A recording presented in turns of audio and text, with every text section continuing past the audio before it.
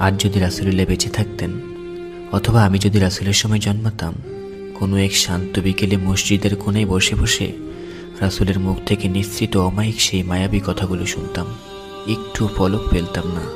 জীবনের সব দুঃখ কষ্ট আর মলিনতা হয়তো এক নিমেষে দূর হয়ে যেত। আল্লাহর পবিত্র বাণীগুলো সেই পবিত্র মুখ দিয়ে শুনতাম, আর হয়তো অঝরে কাঁদতাম। ভাবতাম, আহ, এত দামি আর মায়াবী কথাগুলো কেউ আগে শোনেনি কেন?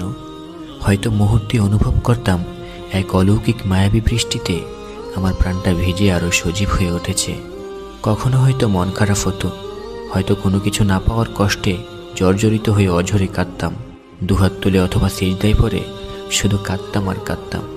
আমার কোনো বন্ধু নেই যাকে আমি আমার কষ্টের কথাগুলো বলতে পারি।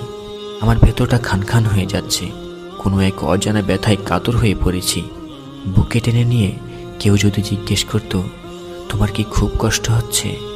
দিন প্রতিষ্ঠার জন্য যে পথে নেমেছ, এটা তো এমনই, কষ্ট আর ধৈর্য দিয়ে বাঁধানো। ইয়া রব, আপনি আমার সবচেয়ে কাছের বন্ধু হয়ে যান।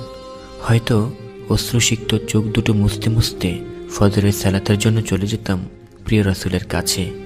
রাসূল সাল্লাল্লাহু আলাইহি সাল্লাম সালাত শেষ করে কোরআনের কথাগুলো শোনাতে শোনাতে হয়তো মসজিদের কোণায় বসে থাকা আমার টলমল চোখ দুটো দেখে ফেলতেন, আর আমি হয়তো সাথে সাথে চোখ দুটো নামিয়ে ফেলতাম।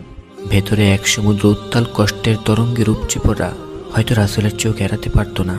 আমার দিকে তাকিয়ে রাসূল যদি ডাক দিয়ে কাছে নিয়ে যেতেন, মাথায় হাত বুলিয়ে দিয়ে বলতেন, হে অমুক, তোমার কি হয়েছে?